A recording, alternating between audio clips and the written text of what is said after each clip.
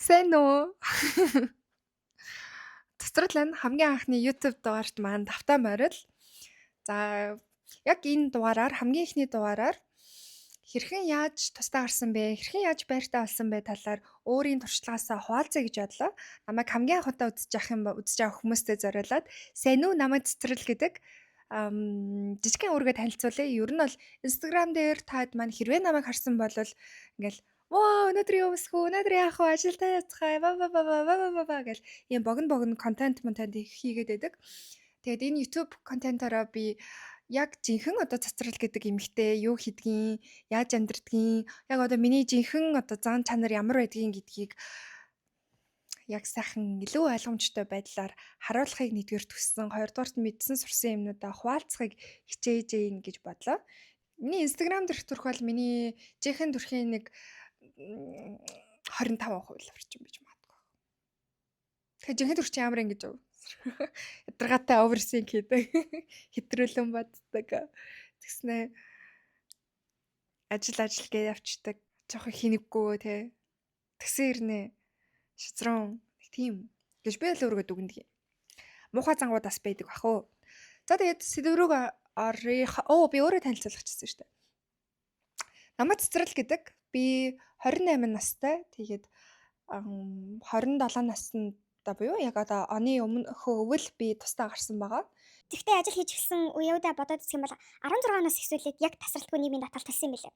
Тэгээ 16 онд болохоор хамгийн анх одоо мэдээний сайтуудад ажиллаж эхэлчихсэн, телевизэд ажиллаж эхэлчихсэн, дараа нь стартапуудад ажилласан, дараа нь групп компанид ажилласан, дунд хэргийн яг өсөж байгаа компанид ажилласан, дараа нь олон улсын байгууллагт ажилласан.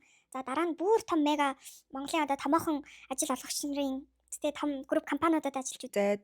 За одоо бол юу хийдэг вэ гэхэлэр бүр тавана.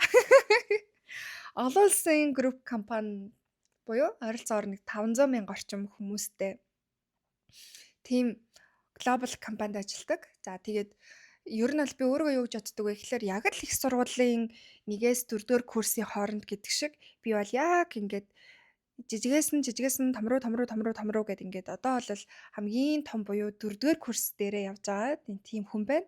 Тэгээ би магадгүй одоо яг юуны тулд те энэ олон том групп компаниудын гүйцэтгэх удирдлага топ менежментүүд дунд те яг удирдуулж ажиллаа. Энэ хүмүүсээс сурсан мэдсэн нарийн нандин юмнуудыг та бүхэндээ хуваалцсан дугаар хийдэг юм уу гэж бодож байна. Хэрэгтэй хүндээ бас хэрэгтэй байхаа гэж найдаад байгаа. Нэг тиймэрхүү байна. За тэгээд миний би тусдаа гараад 7 сар 8 сар шахуу болж байна. За тэгээд энэ хугацаанд юу ойлгож авсан хамгийн анх тусдаа гарахаар бодож хичээж байгаа хүмүүс маань байх юм бол цараа. Та зөв сүхтэй байна.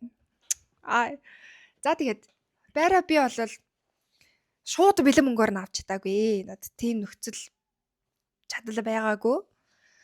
За тэгээд би бол ямар бодолтой амьдралдсан бэ гэхлээр хэрвээ би өөрийнхөө ур чадварыг хөгжүүлээд хэрвээ би мөнгийг босгож чаддаг, мөнгийг цуглуулж чаддаг ур чадвартай болох юм бол би хүссэн үедээ ямар ч газрыг шууд ингээд ямар ч байрыг бэлэн мөнгөөр нь худалдаж авах чадвартай болчих штэ. Тэгэхээр би энд яарахгүй. Байрууд бол баригжил байна, машин тэргүүд үйлдвэрлэгдэж байна. Яадаг юм. Би одоо эхлээд жоох өөртөө анхаарай гэж боддог бэйсик.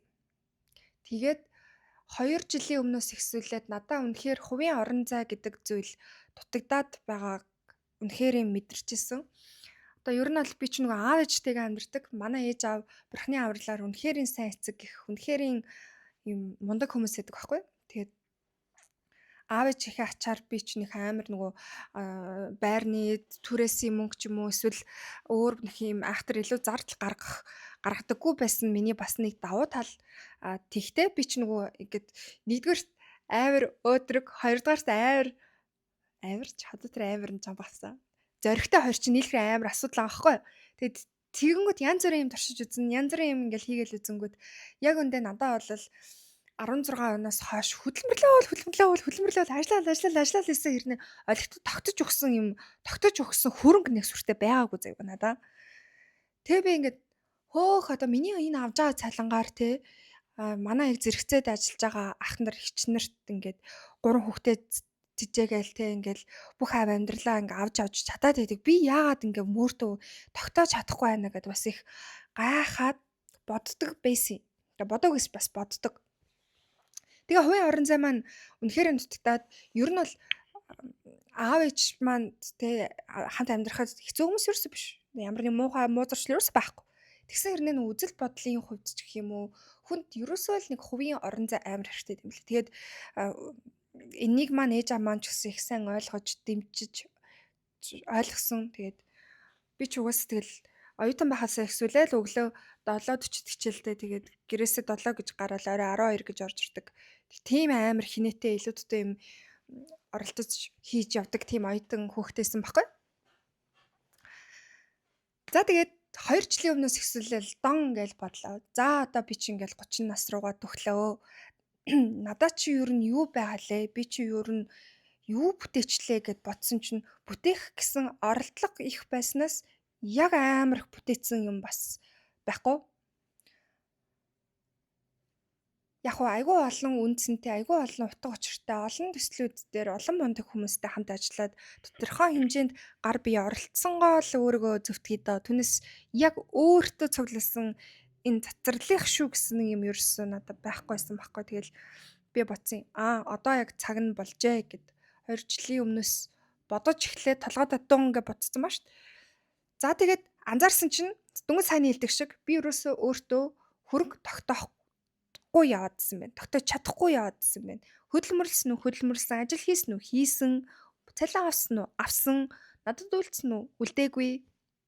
Яагаад гэдгийг яг би өөрөж бүр ойлгохгүй. За тэгээд энийг ерөөсөө л байлээ. Би өөртөө тогтоохын тулд би эхлээд орлого болон зардлага хянах хэрэгтэй мэнэ гэж бодсон. За энэ бол түлхүүр үг явж байгаа шүү. Хамгийн ихний сурч авсан зүйл бол орлого болон зарлага хянах.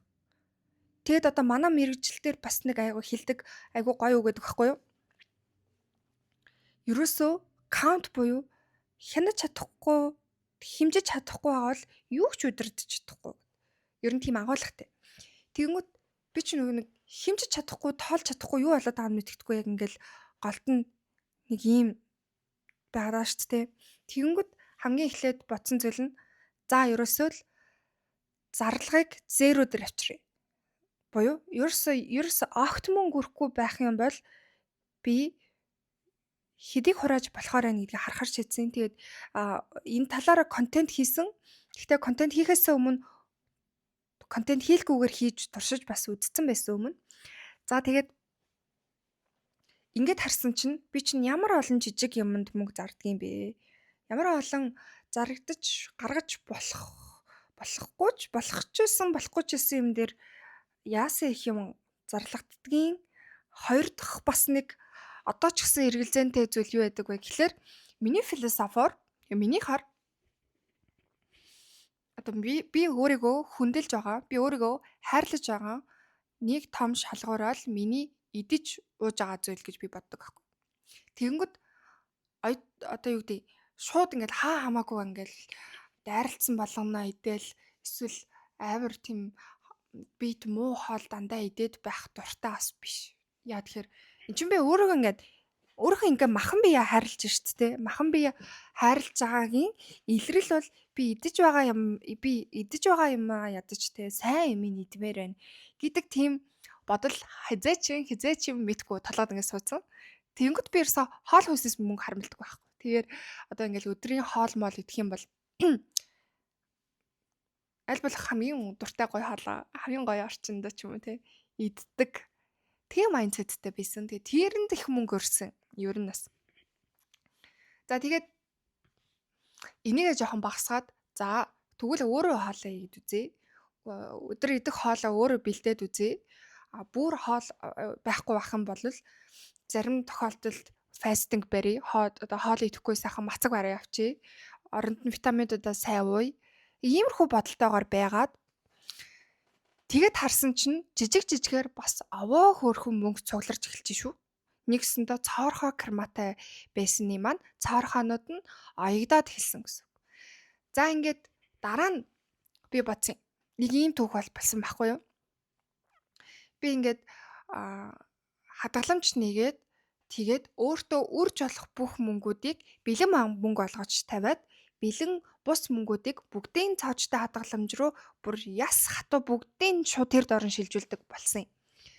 Тэгээд эхлэнгүүт чинь би ч ингээд дур мэдээл ингээд за завчиж гэдэг юм байха болол хатуу сахил бат руу орж ийн гэсэн үг шүү дээ. Хоёрдугаарт бэлэн мөнгөтэй харьцаж байгаа үед бол тийм амар хатуу ингээ үрээд авахгүй яа тэгэхээр физикал бит юм надад хэд үлдтэй тань гэдгийг нүдэрээ шууд харж байгаа учраас хамаагүй өрөхгүй. Тэгээд их зөв арга байсан л да ер нь бол.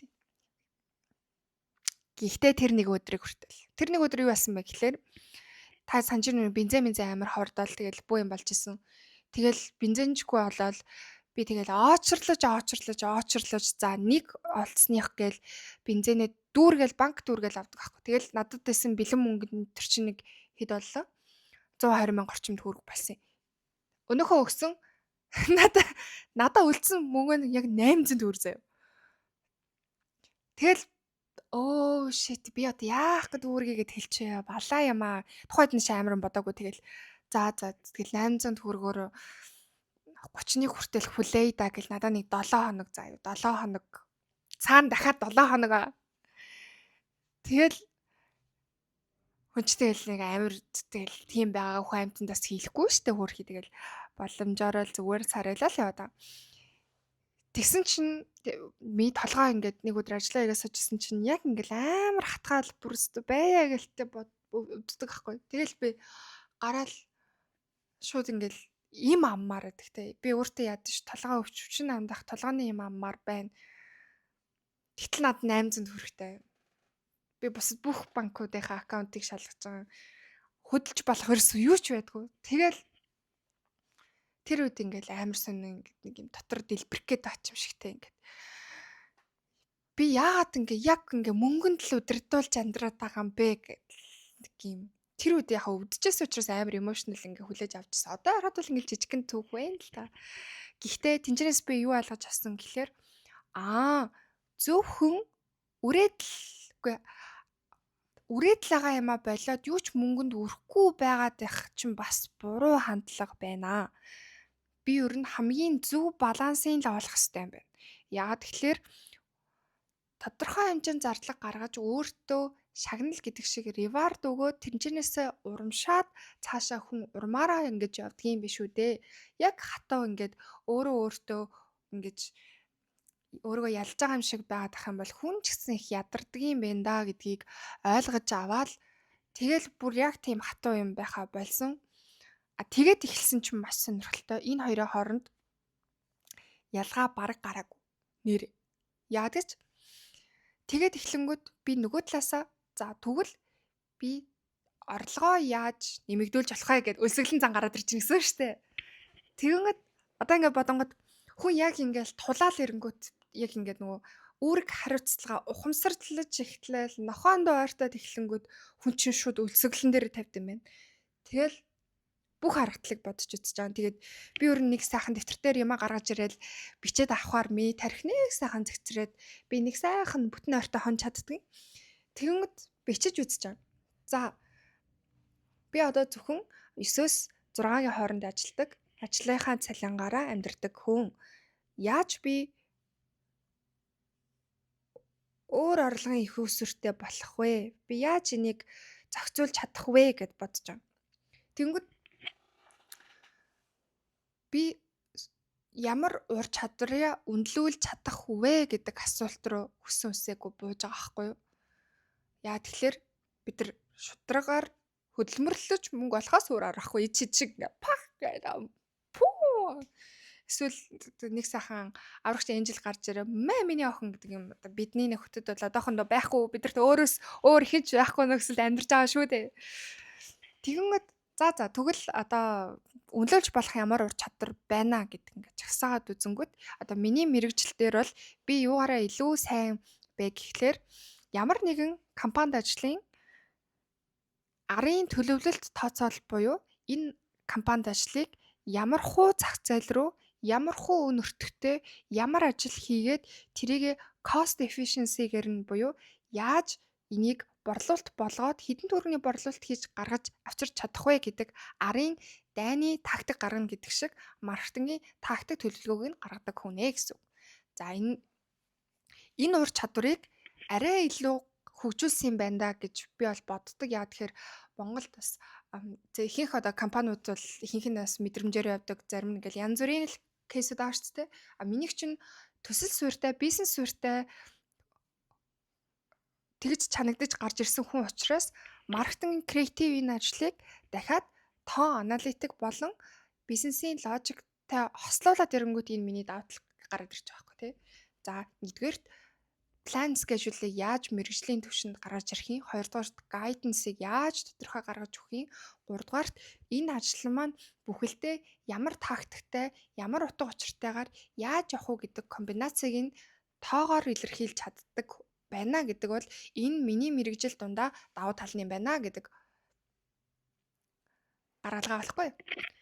За тэгээд компаниудад сайд хаслууд хийж эхэлсэн. За ер нь тэгээд нөгөө том компаниуд чинь ихээхэн хэмжээний төсөв гаргаж компани ажлууд хийн. Тэрэн дээр нь за ямар хуу тактиктай явах уу, ямар хуу арга барилаар явах вэ гэдэг дээр нь тоон тооцооллууд зарим дээр нь бол мэдээж уртлын нөгөө креатив ажлууд руу бас орно л доо. Хийж үзэж байгаа маа. За тэгээ Монголын азар нөгөө зах зээл өөрөө харьцангуй жижиг учраас танилын нүрээр гэдэг шиг ингээл зөндөө олон гой боломжууд надад нэгдэл эхэлж байгаа байхгүй. За ингээд ажлынхаа хажуугаар өөрийн гэсэн яг ингээд ажиллах арга барилаа болоод нэгдүгээрт тэр кампайн төлөлт гэдэг чинь нэг том мастер одоо темплейтийг гаргаад авчих юм бол ихэнх тохиолдолд маш олон бизнесүүд рүү ингээд гоё хувраад явчих боломжтой. Тэгээд энэчнээсээ одоо үндсэн хэмжүүрмүүдүүд маань харьцангуй бүр эрс биш ижилхэн учраас энэ дээр ингээд аль ч төрлийн бизнесүүд рүү орж ажиллахад маш сонирхолтой. Хоёрдугаарт цоо шин ур чадвар суулгах хэрэггүйгээр ажиллах боломжтой болсон гэсэн. За үүний дараа 3 дахь юм болсон.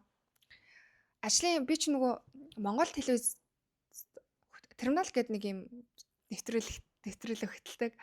Тэгээд тэр нэвтрүүлэг маань орой азар ингээд явдаг байхгүй юу. Тэгэнгүүт би нэвтрүүлэг бичлэлт маань орой 9-оос эхэлдэг. Тэгэнгүүт ажлын бус цагаар та ямар гоё цаг байдаг. Хоёрдугаарт шууд нэвтрүүлэг хөтэлжсэн туршлага азарнуудаа суудсан байсан. Хамгийн анх хөл бөмбөгийн дэлхийн аваргыг одоо шууд дамжилт өөрөө маш хатуу байхгүй, маш өндөр тийм ярианы ур чадвартай, ямар нэгэн асуудлыг хөнгөн гой зохицуулж чадах тийм ур чадвар хэрэгтэй нэг гайхалтай гоё ажил байдаг. Тийм юм хийгээд үзсэн байсан болохоор телевизийн шууд нэвтрүүлэг дээр ажиллах бол надад бол тийм амар хэцүү байгаагүй. Харин ч зэрэгээр маш сонирхолтой өдрөөлөн гоё хүмүүстэй уулзаад тэгээд ухаан тас шууд зөвшөөрж байгаа.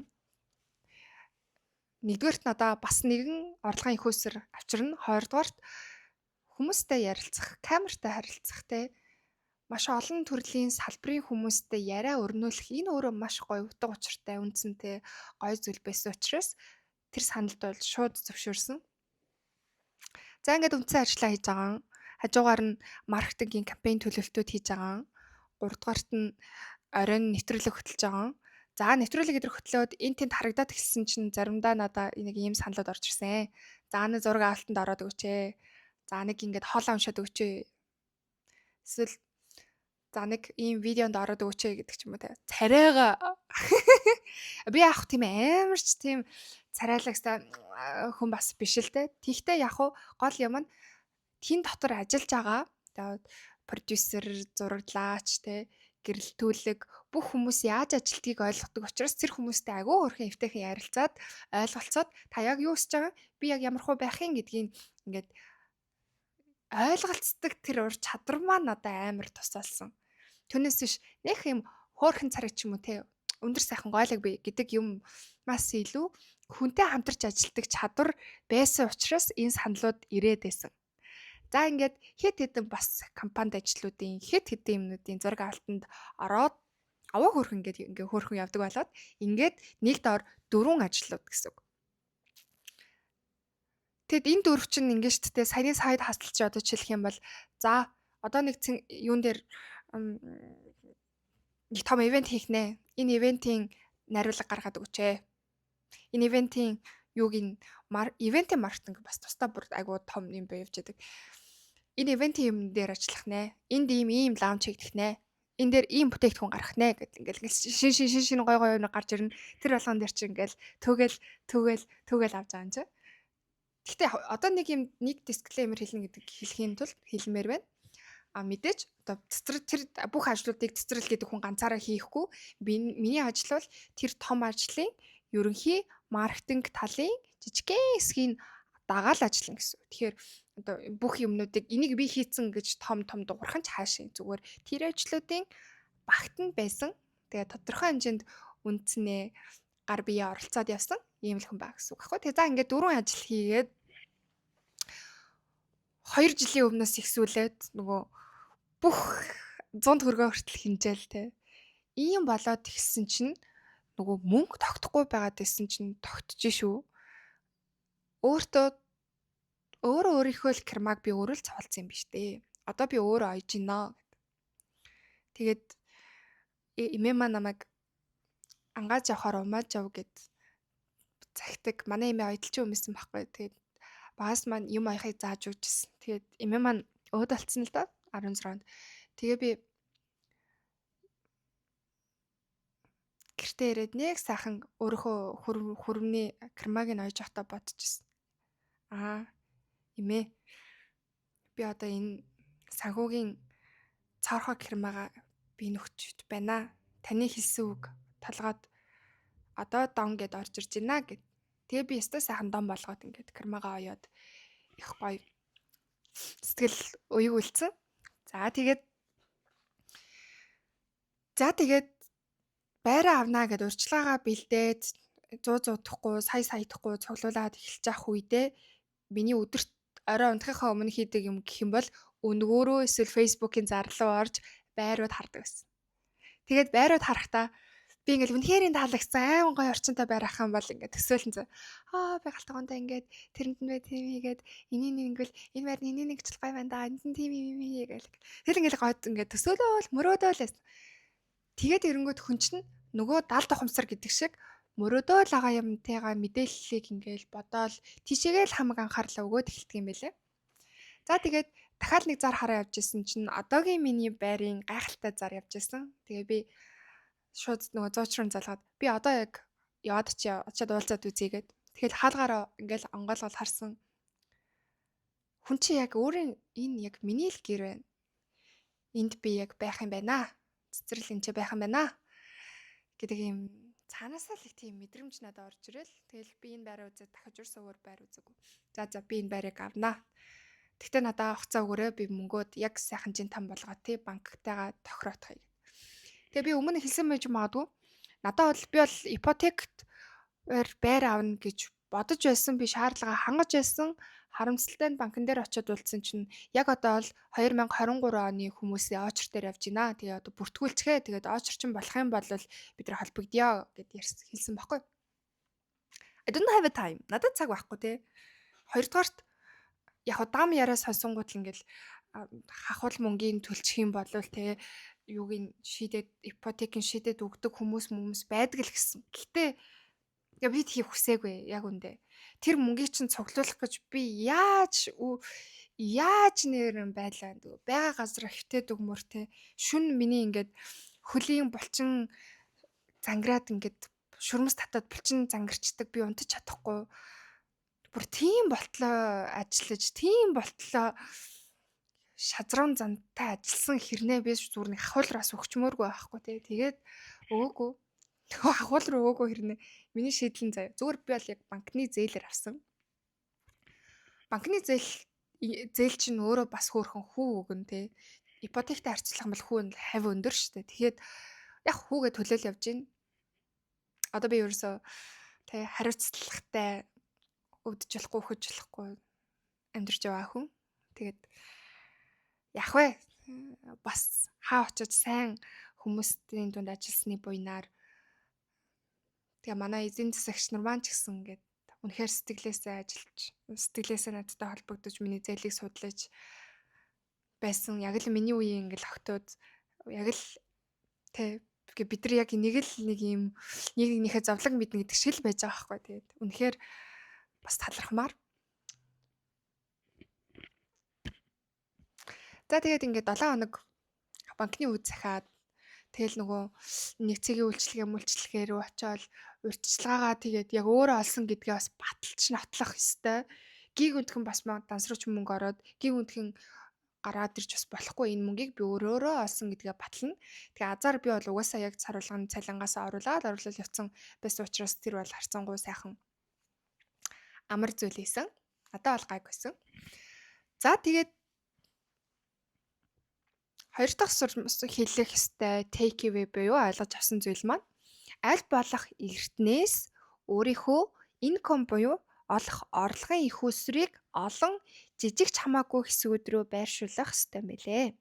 Тэрийг аль болох эртнээс эхлэх ёстой. Өнөөдөр үзэж явах юм бол өнөөдрөөс аль үжи бодоод эхэлсэн бол тэрийг хэрэгжүүлэхийн талаар хичээгээрэй гэж зэхмээр байна. Яа тэгэхээр мөнгө бол үнцэн бүтээгээд ирж азуул шүү дээ. Одоо ингээл амар нөгөө manifest гэл ингээл амар их юм яриад байдаг. Гэхдээ зүгээр яг жинхэнэ амьдрал дээр бол хүн яг юу өгсөн, юу бүтээсэн, ямар хувь нэмэртэйсэн, ямар үнцэнтэй байсан тэрнийхээ хэмжээгээр л мөнгө нь орж ирж байгаа шүү дээ. Тэгэхээр тийм ур чадвараа өөртөө суулгаарай. Тийм боломжуудыг бүгднгийн жагсааж бичээрэй гэж захимаар байна. Тэгээ аль болох би бол зөвлөж хэлвэл өөрт чинь байгаа тэр ур чадвар бол дайнд оролцож байгаа цэргийн бамбай одоо сэлэм хуйг дуулаг юу гэдэг те тэр болгон чинь шүү. Тийм хуйг дуулга олж авахын тулд аль болох эртнээс өөртөө тэр ур чадвараа суулгаарай гэж захимаар санагдаж байна. Одоо ч гэсэн би суулгасаар л байна. Одоо ч гэсэн би заримуд би одоо ямар мяа юм бэ? Яагаад нэг жилийн өмнөөс энийг сурчаагүй юм бэ гэд харамсдаг кейсүүд одоо ч гэсэн байгаа. Энэ бол насан туршийн процесс юм байлээ. Их сургуулаа төгссөн гэл хайж болохгүй. Насан туршдаа ингээд байнгын эрэл хайгуултай, байнгын энэ салбарынхаа тэгээ ядаж нэг юм энийхин хэдингүүт нэг хүний нэр хэлэхэд өөрлөвчин залгадаг байх хэвээр. За тийм байхын тулд орлогын их усруудээ олон болох хэрэгтэй. Тэр олон ингээл амар их мэх гэж битгий бодцоо юу. Жижигхан байсан ч хамаагүй. Их байвал мэдээж гоё. Сайхан. Ийм олон байхыг бүрдүүлэхийг хичээх хэрэгтэй. Юм шиг надад санагцсан. За тэгээд сэтгэл зүйн хувьд илүү хариуцлагатай яг ингээд serious-тэй за би яг энийг авах чийна гэдэг дээр анхаарлаа тийшээ өгөөрэй. Тэгээд зарим хүмүүс чинь ингээл нэг хатгаламж нэчэл тэгэл за мөнгөний гарлаа гэж болоод хэлдэг шүү дээ. Яг үнэхээр хүсэж байгаа бол үлсэжсэн ч өвдөжсэн ч тэр мөнгө рүүгээ гар дүр чаддгүй юм байлээ. Тийм учраас сэтгэл зүгээ бас бэлтгэхийг хичээгээрэй. Тэгээ би бас ойлгож байна. Одоо надад бол те ингээд за ингээд үгүй тэгээд үгүй гэдэг юм санхүүгийн мото орч юм уу те нэг амар баян тансаг айлын хүүхэд биш. Яг л би ямар байна? Тэрүүгээр л миний амьдрал хэмжигдэх нөхцлөөс миний гараа эхэлсэн учраас надад бол чанга байсан. Шантармаар байсан уу? Шантармаар байна. Одоо ч шантармаар л байна. Тэгээ зээл авсны дараах амьдрал гэж бас нэг чаптер нэгддэг юм билэ. Энийг таад сонирхч байл би бас хуваалцъя гэж бодож байна.